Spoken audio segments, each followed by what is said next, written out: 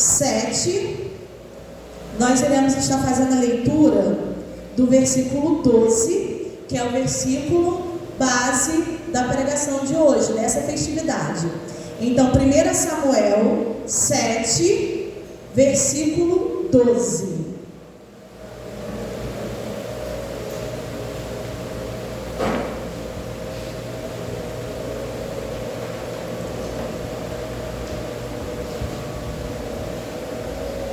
Todos encontraram? Amém? Então tomou Samuel uma pedra e a pôs entre Mispa e Sem, e chamou seu nome Ebenezer, e disse: até aqui nos ajudou o Senhor.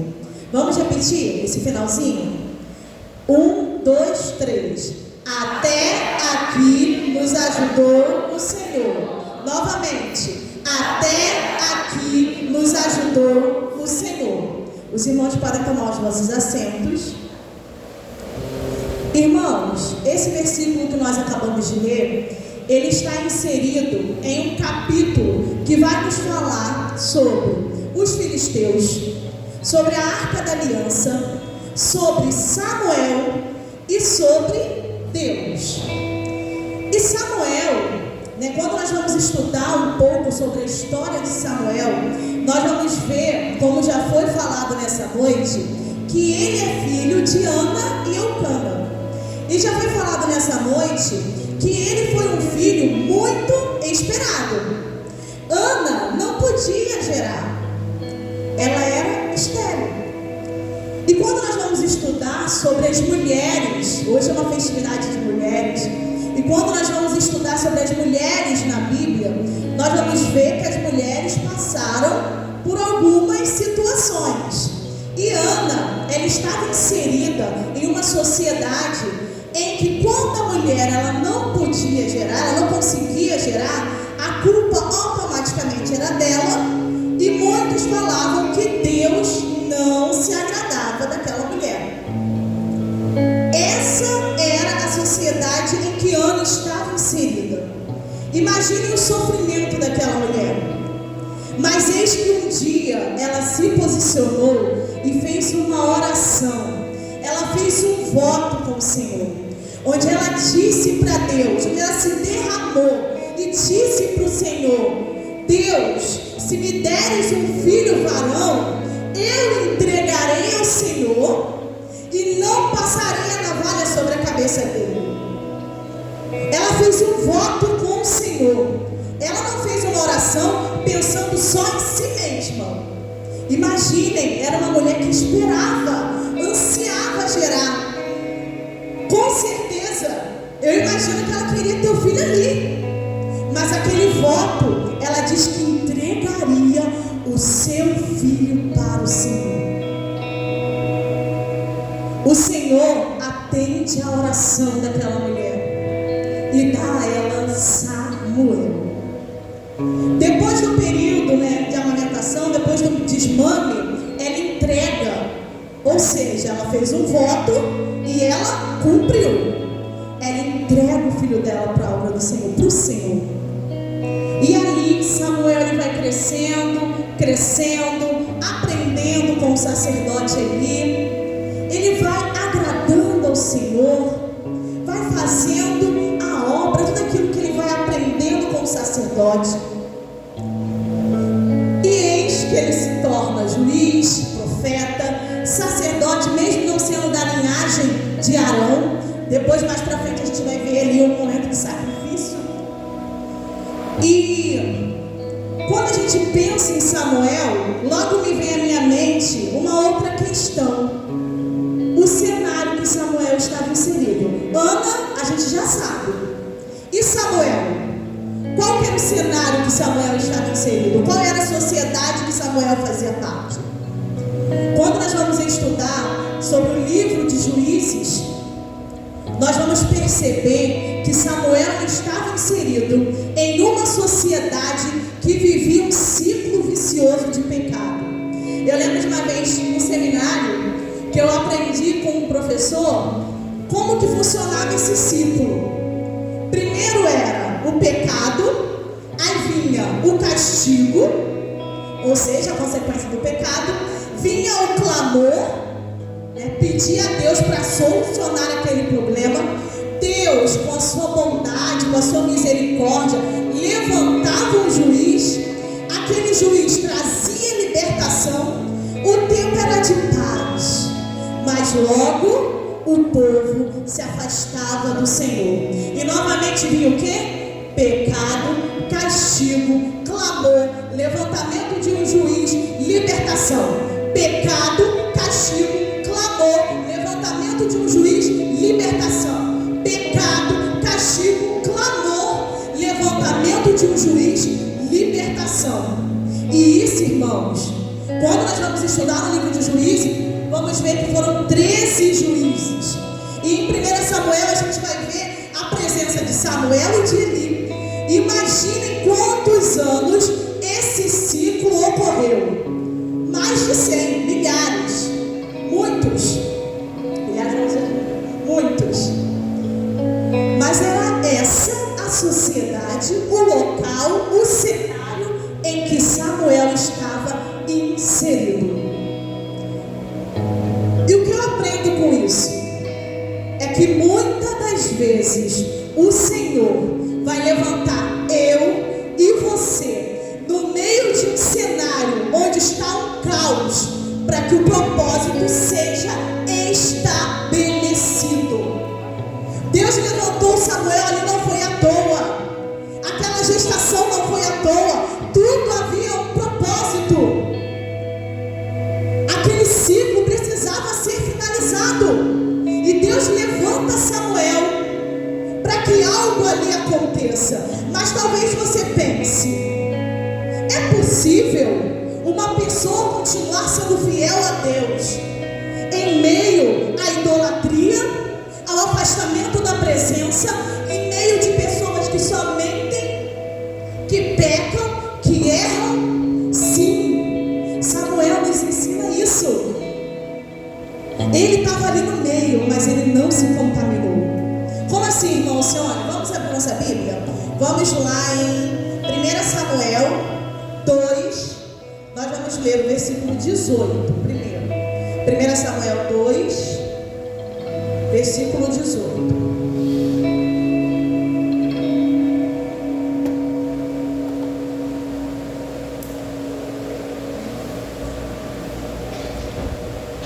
Primeira Samuel 2, 18. Olha o que vai dizer. Porém Samuel ministrava perante o Senhor, sendo ainda jovem, vestido com um éfode de linho. Éfode de linho significa uma estola sacerdotal. Era uma roupa, que o sumo sacerdote usava. Mais para frente, no versículo 26, 1 Samuel 2, 26, vai dizer assim, olha: e o jovem Samuel ia crescendo e fazia-se agradável, assim para com o Senhor, como também para com os homens. Ele já ia crescendo fazendo a obra, e ele já ia crescendo sendo agradável aos homens, mas também ao Senhor. E se nós continuarmos a leitura, vamos ver que onde ele estava inserido era um cenário de caos. Ele cresceu ali com o sacerdote ali. Quem eram os filhos daquele sacerdote? Ofni e Finéias. O que eles faziam? Vamos abrir nossas Bíblias em 1 Samuel, mas nós vamos ler o versículo 12, logo depois o 17 e logo depois o 22. 1 Samuel 2, versículo 12.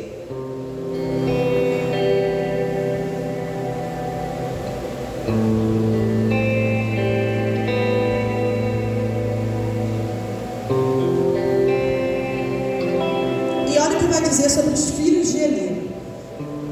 Eram, porém, os filhos de Eli filhos de Belial, e não serviam o Senhor.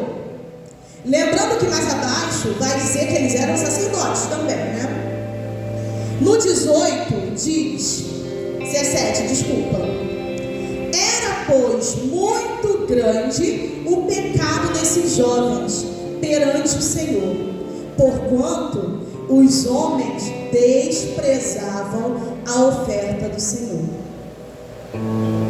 E no 22 vai dizer: era porém Eli já muito velho, e ouvia tudo quanto seus filhos faziam a todo o Israel, e de como se deitavam com as mulheres em bandos, se ajuntavam à porta da tenda da congregação.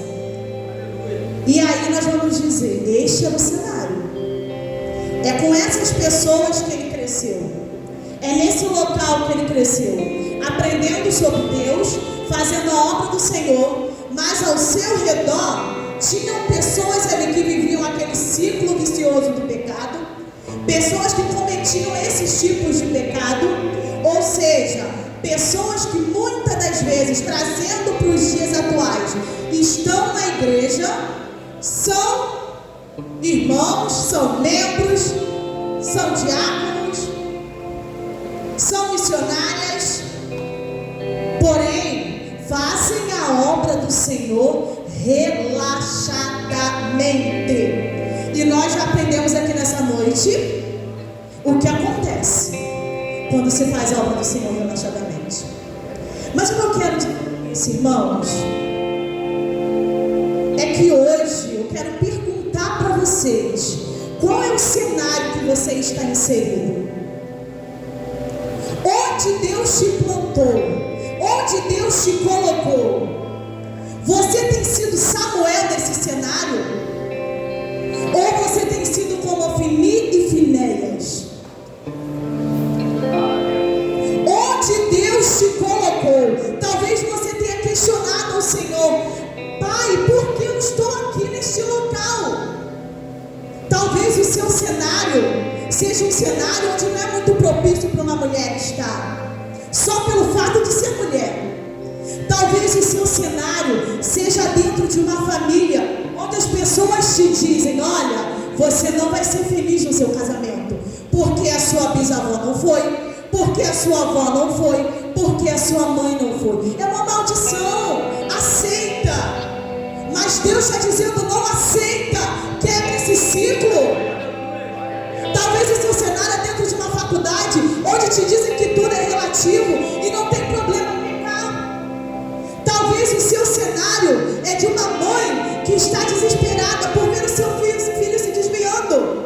Talvez o seu cenário é de uma esposa aflita porque o seu marido ainda não está nos caminhos do Senhor.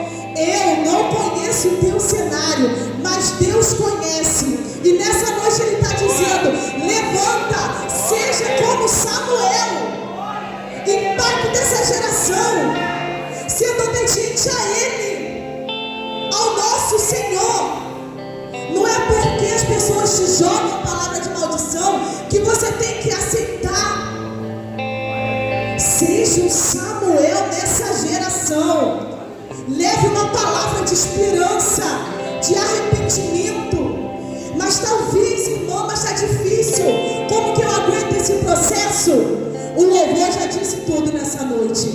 Quando o céu está te sustentando, você aguenta o processo, porque você entende que você não está sozinho. Mas a palavra, ela vai tocar o nosso coração também, nos ensinando algo muito especial. Olhando essa frase: o céu está me sustentando. A palavra que nossa atenção é a palavra sustento. E analisando, olhando no dicionário, estudando, a gente vai ver que olha o que significa sustento. Algo lindo. Manter o equilíbrio ou evitar que caia. Suportar, suster, com continuar fornecendo o necessário para que algo não acabe. Continuar fornecendo o necessário para que algo não acabe. Continuar fornecendo o necessário para que você não caia. Isso é o que significa suportar, sustentar. O céu está nos sustentando. Mas lá em Isaías 41, versículo 10, vai só comprovar isso. Olha o que vai dizer: não temas, porque eu, o Senhor, sou contigo. Não te assombres, porque eu sou o teu Deus. Eu te esforço e te ajudo. Eu te sustento com a destra da minha justiça. Ou seja, em muitas ocasiões o Senhor não vai tirar a prova de você, mas Ele vai te dar o suporte. Ele vai te dar o sustento necessário para que você saia vitorioso dessa batalha. Mas eu quero fazer uma pergunta. É muito bom a gente dizer que o céu está nos sustentando, mas como anda o seu relacionamento com o céu? Como anda o seu relacionamento com Deus? Ele é a tua prioridade? Porque nós queremos que Ele seja a nossa, né? A gente quer, Senhor, a gente quer a bênção, a gente quer a vitória. Mas a gente faz a nossa parte? Será que você tem feito a sua parte? Porque quando a gente analisa a história do povo israelita, a gente vai ver que ali não houve uma prioridade para Deus. Como assim? Bom, se nós voltarmos alguns capítulos atrás, lá no capítulo 4, a gente vai ver uma ocasião que foi ali crucial, que aconteceu na vida do povo israelita. Eles estavam em Ebenezer, o povo filisteu estava em Efeca, que fica próximo. O povo filisteu sai de Efeca em direção a Ebenezer, em direção ao povo israelita, e ali acontece uma guerra.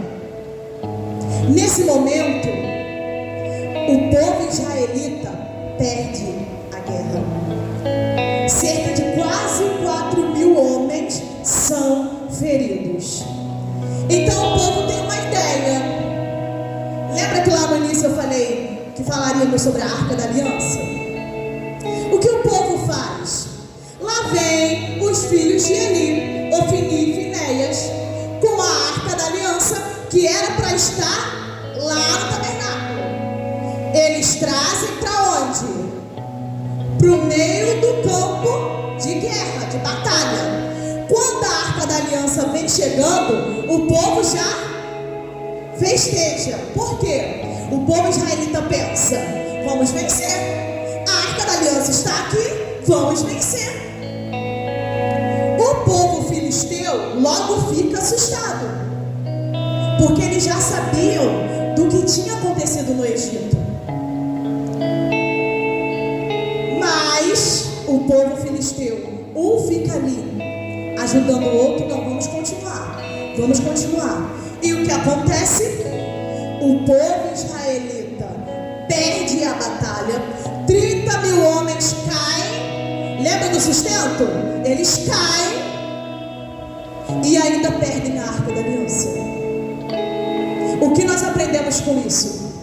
Que o povo israelita estava usando a Arca da Aliança como amuleto para dar sorte, porque se a arca tivesse, eles iam vencer. Eles estavam pensando que mesmo eles estando no erro, no pecado, o fato de trazer a Arca da Aliança iria solucionar tudo. Agora vamos olhar para a nossa sociedade. Muitas das vezes a gente olha para o povo israelita e a gente fala: meu Deus, pecado, castigo, clamor, Deus levanta um juiz, libertação, e eles voltam de novo no pecado. Mas e a nossa população e a nossa sociedade, o que faz? Muitas das vezes faz o mesmo, e ao invés de se chegar ao Senhor e buscar a santidade, fica olhando para o pecado do outro, sendo que o teu também não está certo. Mas é mais fácil julgar, é mais fácil apontar, é mais fácil olhar para o meu irmão do que eu me consertar. Mas nessa passagem, irmãos, a gente aprende o quê? Que o céu, ele vai nos sustentar? Sim. Mas quando nós priorizarmos o reino, quando nós priorizarmos o relacionamento com o Pai, quando nós tivermos o Senhor como nosso Deus. Quem é o seu Deus? Aquele que você dá prioridade. E eu sinto informar que se a sua prioridade não é o Deus que nos salvou, que nos libertou, o céu não estará te sustentando. Ele só vai te sustentar quando você se posicionar da maneira como Ele quer. Vamos abrir nossas Bíblias, irmãos, em 1 Samuel. Nós vamos ver agora 1 Samuel 2, versículo 30. Vamos ler do 30 ao 35. 1 Samuel 2, versículo 30. Vamos ler do 30 ao 35.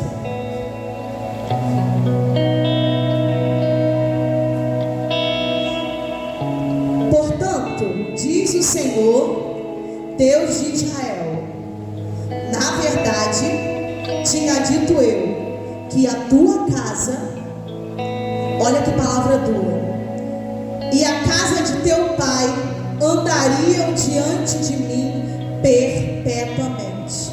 Porém, agora, diz o Senhor, longe de mim tal coisa, porque aos que me honram, honrarei, porém aos que me desprezam serão envilecidos, ou seja, tornar desprezível. O texto continua: eis que vem dias em que cortarei o teu braço e o braço da casa de teu pai, para que não haja mais velho algum na tua casa. E verás o aperto da morada de Deus, em lugar de todo o bem que houvera, de fazer a Israel, nem haverá por todos os dias velho algum em tua casa. O homem, porém, que eu te não desarraigar do meu altar, será para te consumir os olhos e para te entristecer a alma. E toda a multidão da tua casa morrerá quando chegar a idade varonil. Ou seja, aqui o Senhor estava falando com Eli. Quem é que morreria? Ofni e Finéias. E isso te será por sinal a saber o que sobrevirá a teus filhos, a Ofni e Finéias, que ambos morrerão no mesmo dia. E eu suscitarei para mim um sacerdote fiel. Quem é esse sacerdote fiel? Samuel. Irmãos, será que a bênção não iria para Eli, para a família dele, para a casa dele? Mas ele se posicionou da maneira como Deus queria? Não.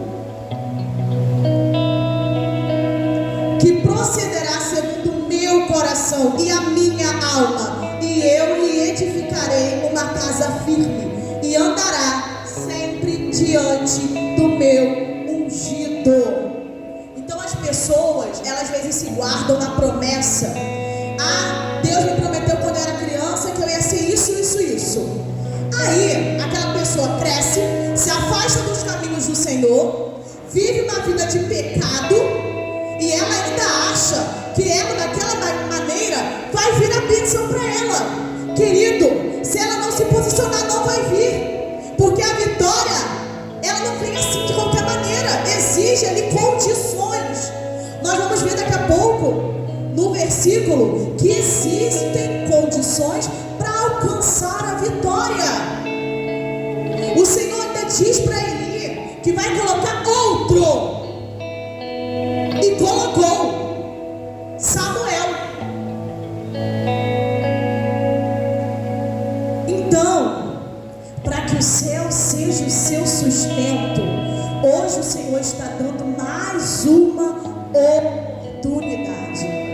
a oportunidade do arrependimento. Deus é tão misericordioso que nos concede o arrependimento. Hoje mesmo, a sua vida pode ser mudada se você der um passo à frente, se você aceitá-lo como seu único e suficiente Salvador, se você se posicionar da maneira como Ele quer, a vitória vai chegar para você. Caso contrário, o destino pode ser a morte física, e se não tiver chance, da vida eterna. Não tem outra maneira. Em meio a isso, irmãos, nós que somos cristãos, cadê o Samuel? Cadê o Samuel para dizer para o povo que existe uma esperança? Cadê o Samuel para dizer para o povo que existe um arrependimento? Cadê o Samuel para dizer para o povo que só tem dois caminhos? Ou é céu ou é inferno. Não tem ali o meio termo. E se não tiver chance? E se a última chance for hoje? Nós não sabemos o que nos sucede na manhã. E esta palavra, irmão, não é apenas para aquele que está desviado, é para aquele que está na casa como Ofni e Finéias, fazendo a obra relaxadamente, em pecado, que não busca purificar as suas vestes, que não busca santidade. A gente quer olhar para o desviado, mas e a gente também? Será que estamos na posição que o Senhor quer? Será que estamos nos posicionando da maneira como o Senhor tem nos ordenado? A palavra é para os dois.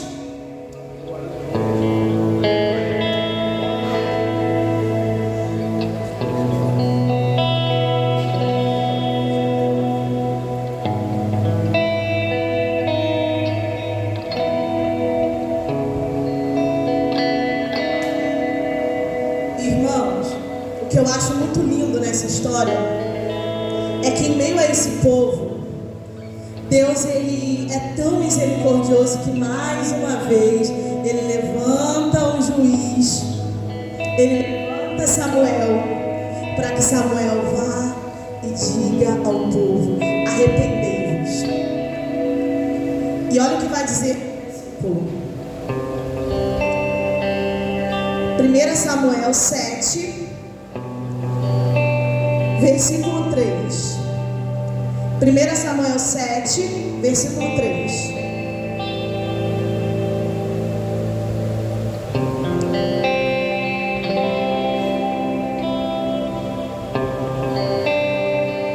Então falou Samuel a toda a casa de Israel, dizendo: se com todo o vosso coração vos converterdes ao Senhor, tirai dentre vós os deuses estranhos e os astarotes, e preparai o vosso coração ao Senhor, e servi a Ele só, e vos livrará da mão dos filisteus. Lembra que eu falei que para alcançar a vitória existem condições? Esse versículo nos explica exatamente isso, passo a passo. Logo no começo, Samuel ele vai dizer: então falou Samuel a toda a casa de Israel, dizendo: se com todo o vosso coração vos converterdes ao Senhor. Ou seja, conversão. O que significa conversão? De acordo com o dicionário bíblico, conversão significa mudança inicial de atitude e vontade que conduz uma pessoa ao relacionamento correto com Deus. O que a palavra está nos dizendo nessa noite? Samuel fala ao povo: se vocês se arrependerem, se vocês tiverem fé, se vocês se converterem de todo o vosso coração, essa é a primeira condição. Vamos para a segunda. Tirai dentre vós os deuses estranhos e os astarotes, que significava deusa da fertilidade e da guerra. Então Samuel estava falando para eles: se vocês se arrependerem, tirarem daí aquilo que afasta vocês da presença de Deus, abandonar o passado e olhar para o novo de Deus para a tua vida. E ele continua, terceira condição: preparai o vosso coração ao Senhor e servir a Ele só. Preparai o vosso coração ao Senhor e servir a Ele só. Ou seja, o céu está nos sustentando quando Ele é a nossa prioridade. O Senhor não divide a glória dele com ninguém. Onde está escrito isso, irmã? Lá em Isaías 42, versículo 8, vai dizer assim: eu sou o Senhor, este é o meu nome, a minha glória, pois a outrem não darei, nem o meu louvor às imagens de escultura. O Senhor não divide a glória dele com ninguém. E Mateus 6, 24 vai dizer: ninguém pode servir a dois senhores, porque ou há de odiar um e amar a outro, ou se dedicará a um e desprezará a outro. Não podeis servir a Deus e a Mamon. Ou seja, qual é o seu Deus? Aquele a quem você dá prioridade. Qual é a sua prioridade? É o seu trabalho? É os seus filhos? É a sua casa? É o seu negócio? É o seu dinheiro? Então esse é o seu Deus, porque você está dando prioridade para eles. Só que Deus não divide a glória dele com ninguém.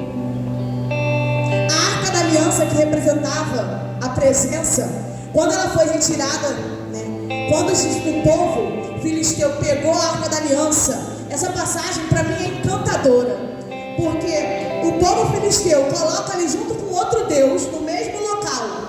Só que no outro dia o Deus dele está caído no chão. Eles pegam e levantam novamente. No outro dia o Deus deles está com as mãos cortadas e a cabeça, e ali rendido em frente à Arca da Aliança. Deus não divide a glória dele com ninguém. Ele tem que ser o centro das nossas vidas. Ele tem que ser a nossa prioridade.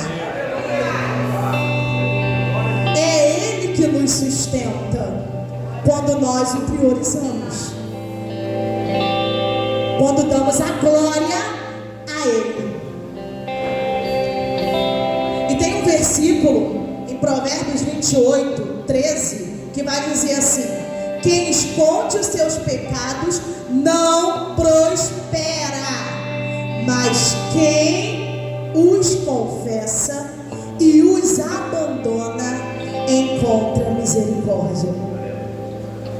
Então Samuel estava falando daquele povo: existem condições, vocês precisam se converter verdadeiramente, vocês precisam abandonar os ídolos, vocês precisam entregar o seu coração para o Senhor e servir somente a Ele. E então, na parte final ele diz: e vos livrará da mão dos filisteus. Ou seja, Deus já tinha decretado a vitória para aquele povo, mas era necessário passar pelo processo, porque o abandono do pecado não é assim. É como foi falado nessa noite, é necessário dia a dia, mas é preciso tomar uma decisão.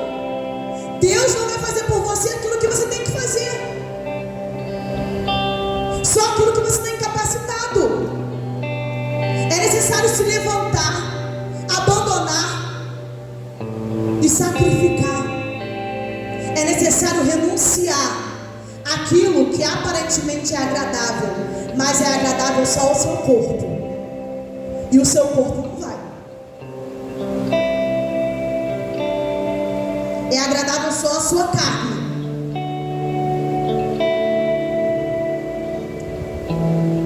Continuando em 1 Samuel, nós vamos ver que depois que Samuel leva uma palavra de arrependimento, leva uma palavra para aquele povo, ele fala ao povo Mispa, e que ali naquele local eles possam orar, jejuar. Então o povo derrama água, porque era uma representação de que eles estavam se arrependendo, abandonando o pecado ali em Mispa. Porém, quando eles estavam em Mispa, o povo filisteu fica sabendo e novamente vai ao encontro do povo israelita. Lembrando, irmãos, que antes deste acontecido, Samuel, quando ele fala ao povo para que o povo se arrependa, era porque o povo havia pegado a Arca da Aliança e colocado em Quiriat-Jearim. E ali, a Arca da Aliança, que representava a presença, ficou 20 anos. Durante aqueles 20 anos, o povo estava juntando ali os astarotes, os Baalins, os deuses estranhos. O povo estava ali achando que Deus tinha abandonado eles. Perderam a guerra, estavam tristes. Mas Samuel, ele fala, levanta, reaja, se posicione, se arrependa. E muitas das vezes isso acontece comigo e com você. A gente passa por uma prova, aí a gente fica triste, abatido, e muitas das vezes a gente fica ali. Mas Deus está nos falando nesta noite: levanta, reaja, se posiciona como um verdadeiro Samuel nessa terra. Não fique acomodado. O Senhor já decretou a vitória de vocês, mas é necessário passar pelo processo sendo obediente a Ele, e Ele vai sustentar. O processo não vai te derrubar, você não vai cair, porque o Senhor será o teu sustento. E voltando ao povo em Mispa, o povo se arrepende, vai para esse local onde Samuel pediu que eles fossem. O povo filisteu logo sabe que eles estão ali, vão em direção a eles. E naquele momento, o povo israelita estava tão na dependência, eles reconheciam que a vitória deles só viria através de Deus, que eles pedem para que Samuel possa interceder, clamar. Samuel então faz o sacrifício, e em meio àquele sacrifício, algo sobrenatural acontece. O Senhor lança trovoadas, fortes trovões. Aquele povo fica alvoroçado, apavorado. Os israelitas perseguem o povo filisteu e os matam, os ferem.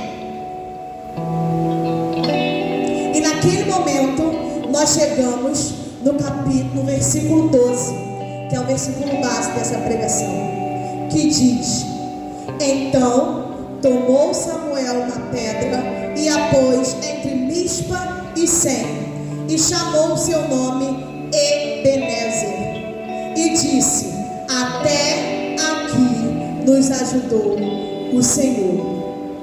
O que significa Ebenezer? Pedra de ajuda. Nós vimos que lá no capítulo 4, Ebenezer foi o local onde aconteceu o quê? A queda, a destruição. Nós podemos ver através da palavra de Deus que Ebenezer foi o local onde eles perderam a guerra e perderam a Arca da Aliança. Mas Samuel, quando o quadro é revertido, quando o povo se posiciona, o Senhor entra com providência através de algo sobrenatural, e Samuel coloca aquela pedra para relembrar ao povo que Ebenezer aconteceu há 20 anos atrás. Foi a queda deles, mas agora estava revertido. O Senhor havia dado a vitória. O povo que tinha sido derrotado agora era vitorioso.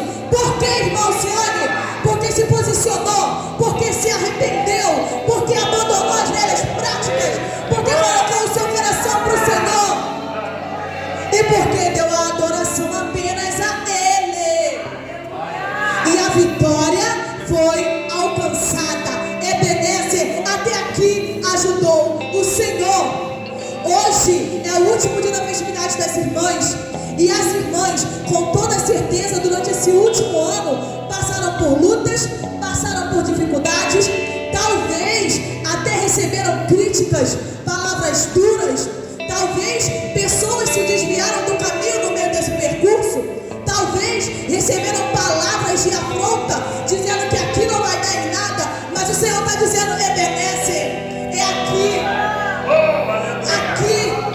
que eu vou te ajudar. Irmãos, se vocês continuarem a fazer a obra do Senhor, fiéis, firmes, constantes, o Senhor vai continuar sustentando e dando a vitória. Ebenezer. Até aqui, talvez num local onde antes se ouvia falar que foi a queda, onde antes se ouvia falar que foi a destruição do povo israelita. Não foi no mesmo local, tá, irmãos? Mas o nome simboliza esse momento. A vitória foi alcançada. E com a vitória, nós vamos ver no capítulo 13. 1 Samuel 7, versículo 13 e no versículo 14. Olha as bênçãos. Ele, só de ganhar a batalha já foi uma vitória. Mas olha o que o Senhor ainda concedeu. Versículo 13.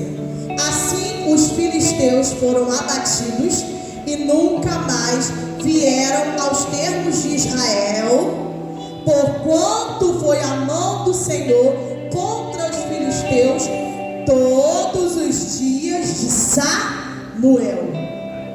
Todos os dias de Samuel. O Senhor trouxe o quê? Proteção. O Senhor está protegendo a sua casa, porque você é Samuel lá dentro. O Senhor está entrando com providência nas suas causas, porque você está se posicionando como Samuel. E no versículo 14, olha o que vai dizer: e as cidades que os filisteus tinham tomado a Israel foram restituídas. Aquilo que foi perdido, o Senhor restituiu, porque houve posicionamento, renúncia e sacrifício. A Israel, desde Ecrom até Gate e até os seus termos, Israel arrebatou da mão dos filisteus, e houve paz entre Israel e os amorreus.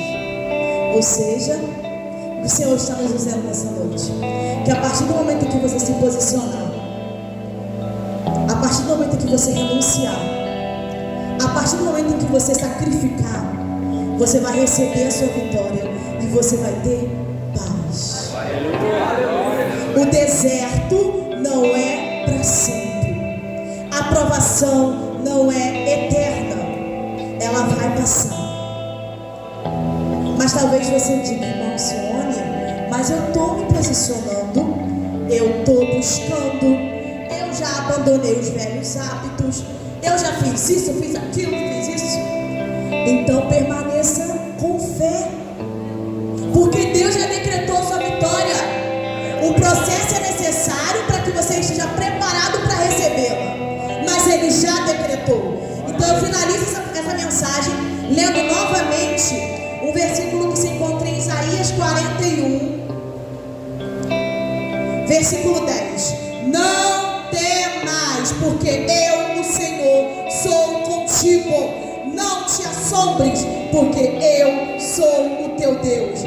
Eu te esforço e te ajudo e te sustento com a destra da minha justiça. Se posicione da maneira como Ele quer, que você receberá a vitória. Tenha relacionamento com Ele diário. O céu está te sustentando.